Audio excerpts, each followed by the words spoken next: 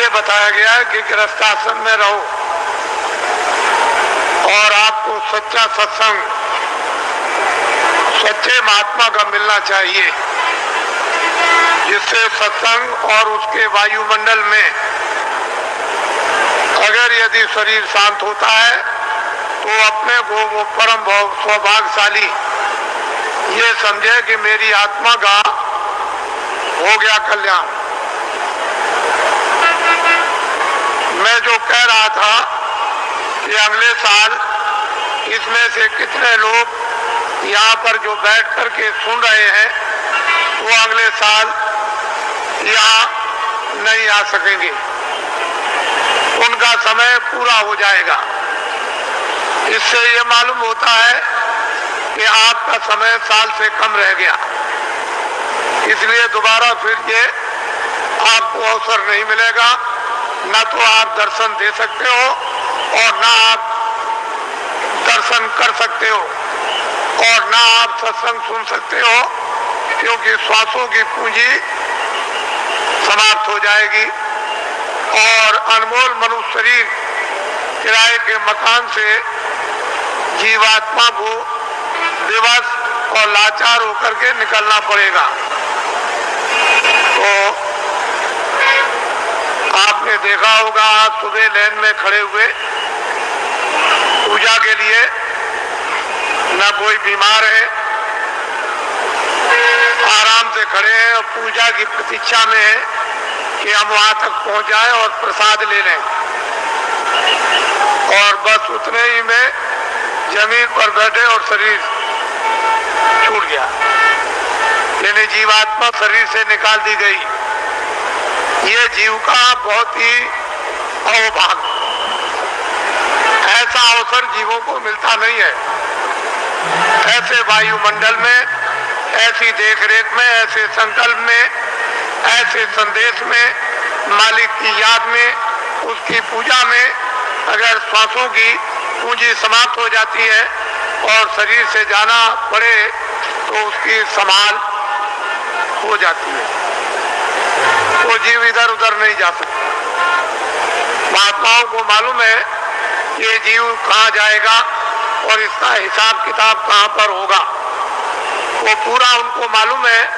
जिस तरह से खुली आंखों से आप हमको देखते हो बाहर की शरीर की आंखों से और मैं आपको देखता हूँ, इसी तरह से अंतर ज्ञान दृष्टि के द्वारा वो सब कुछ दिखाई देता है कि जीव इधर से जैसे ले जाए जाते हैं वो कैसे जा रहे और कहाँ इनका हिसाब होता है, ये महात्माओं को सब मालूम। पिछली किताबों में महात्माओं ने बहुत कुछ आपके लिए निराकरण कर दिया है और उन्होंने आपको बहुत विश्वास दिला दिया, उसके कहने की जरूरत नहीं है। तो दो आदमियों का यहाँ पर शरीर छूट गया और कल दोनों के दोनों ही गए। इससे ये मालूम हुआ वो बड़े बेचारे प्रेमी थे, बड़े भक्त थे और बराबर सत्संग में जगह जगह सम्मिलित होते रहते थे, सत्संग सुनते थे और दर्शन देते और दर्शन करते थे। ऐसी उनकी बड़ी तीव्र लालसा रहती थी।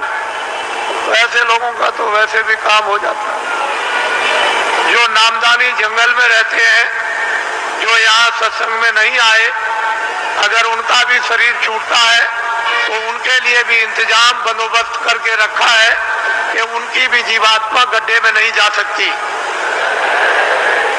उनको मालूम है कि कहाँ किस समय पर, इसके माने ये नहीं है कि आप सत्संग में बैठे हैं और आपका दर्शन कर रहे और दर्शन दे रहे और वो जंगल में जीव जो है वहां से चला गया, ऐसा नहीं।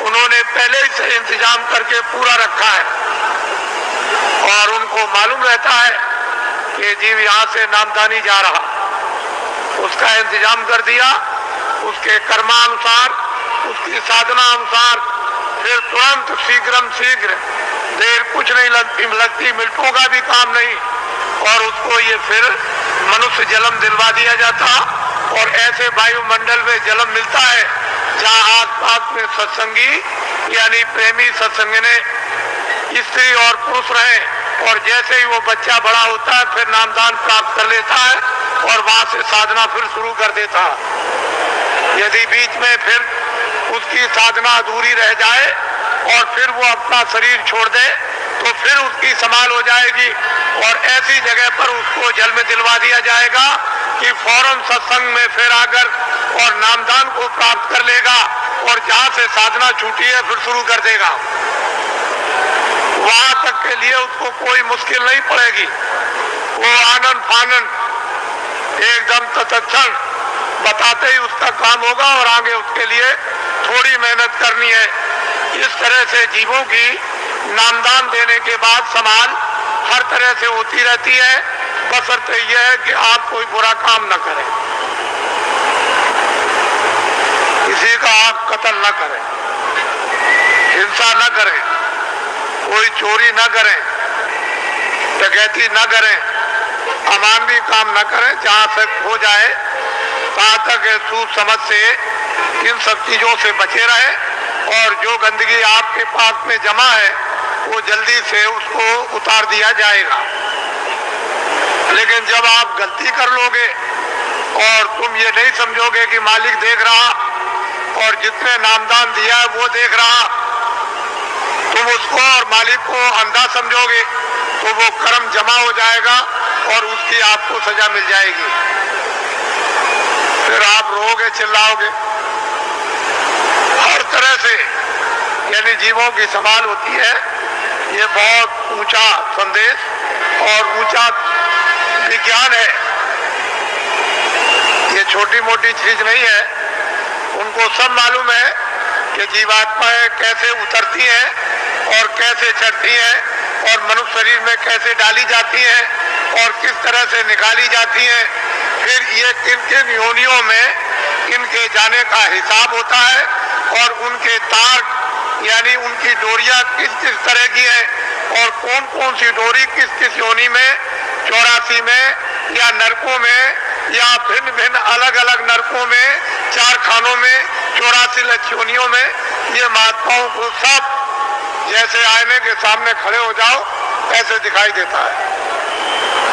लेकिन अब ये जरूर है कि जब तुम्हारी आंख खराब हो गई तो आप ऐसा समझते हो कि सब अंधे हैं, किसी के आंख होगी ही नहीं, कोई दुनिया को देखता ही नहीं होगा।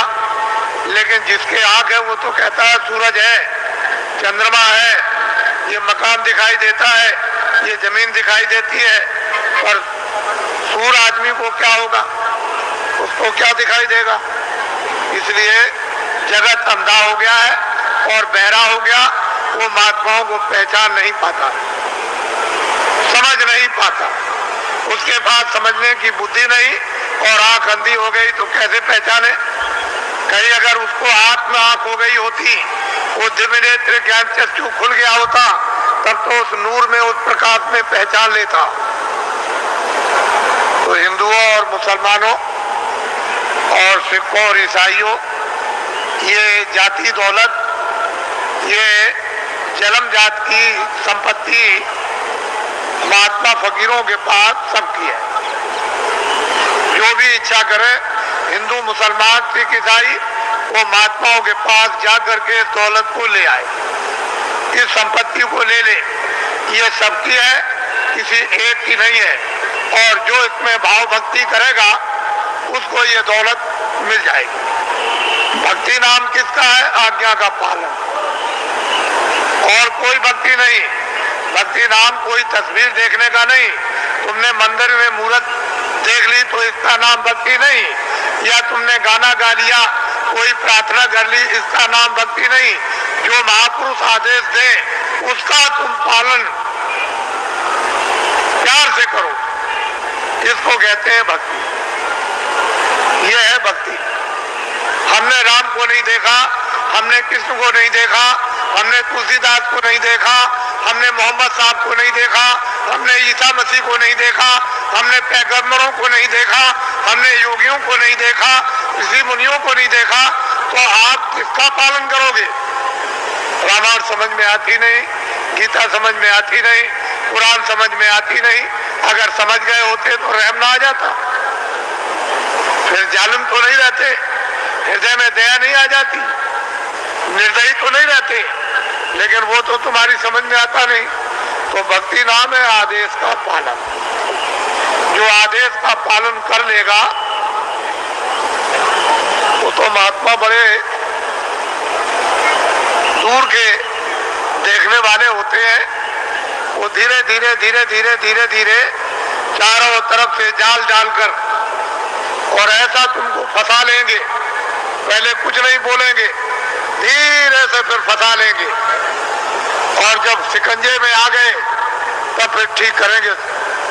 वो बड़े होशियार होते हैं, वो इस तरह से ठीक करते हैं जैसे एक भृंगी एक झींगुर को पकड़ते ही फौरन उसने मूंछ काट डाली बिल्कुल, और टांग काट दी, उसके पर को काट दिया और बिल्कुल उसको संपुट कर दिया कि अब न उड़ सकता है न चल सकता, बिल्कुल करके बराबर कर दिया उसको एकदम, और उसको पकड़ लिया और ले गया और छेद पर अंदर की तरफ सुराग में बैठा दिया, और दरवाजे पर बैठ करके भृंगी बस फिर आवाज देता है 24 घंटे। जब उसने भृंगी ने आवाज दिया 24 घंटे के अंदर, तो उसने अपनी सारी शक्ति को झींगुर में भर दिया, तो पर भी जमे आए, उसके पैर भी जमे आए, उसकी मूछें भी जमे आई, और बस 24 घंटे के बाद जो निकला तो फौरन उसने दूसरे को पकड़ा और उसको संपुट कर दिया। तो महात्मा बड़े होशियार